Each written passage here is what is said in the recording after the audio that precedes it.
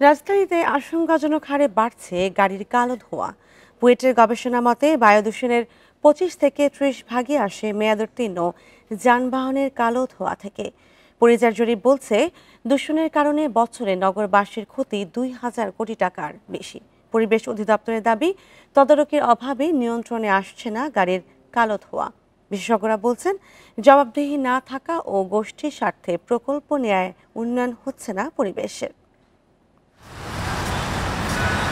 ক্যামেরায় ধরা পড়া ধোঁয়াশার চিত্র চলমান কোনো কর্মযজ্ঞের নয়। প্রায় 1000 কোটি টাকা ব্যয়ে গড়ে তোলা পরিবেশ বান্ধব এয়ারপোর্ট রোডের দৃশ্য এটি। বুয়েটের সাম্প্রতিক গবেষণা বলছে বায়ু দূষণের 25 থেকে 30 ভাগই আসে মেয়াদোত্তীর্ণ যানবাহনের কালো ধোঁয়া থেকে। বিআরটি এর তথ্য অনুযায়ী রাজধানীতে প্রতি 10 গণপরিবহনের 6টির ফিটনেস নেই। সব হলো ব্যক্তি কেন্দ্রিক, তার স্বার্থের উপরে। তা এখন আপনি বলতে পারেন এগুলো দেখার কেউ নাই, না নাই। সবচেয়ে বড়ই হচ্ছে এখানে কোনো দেখার কেউ নেই, কোনো জবাবদিহিতা নাই। আমি যে কাজ করি আমার উদ্বোধন কর্তৃপক্ষ সেটা দেখেন না, দেখে আমাকে বলেন না তুমি এটা কেন করলা। আইকিউ এয়ার এর সূচকে রাজধানী ঢাকা বেশিরভাগ সময় বিশ্বের সবচেয়ে দূষিত শহরগুলোর শীর্ষে থাকে, যেখানে বাতাসে দূষণের পরিমাণ বিশ্ব স্বাস্থ্য সংস্থার নিরাপদ সীমা থেকে 16 থেকে 20 গুণ বেশি।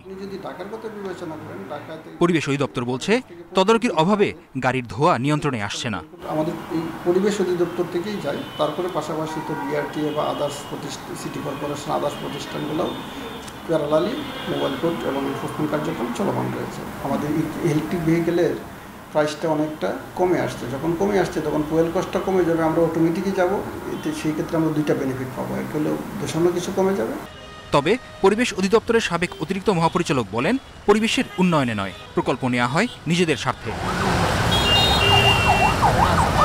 Centre for research on clean এয়ারের গবেষণা অনুযায়ী রাজধানীতে প্রতি বছর প্রায় লক্ষাধিক মানুষের অকাল মৃত্যুর কারণ এই বায়ু দূষণ, যার বেশিরভাগই রাজধানীতে।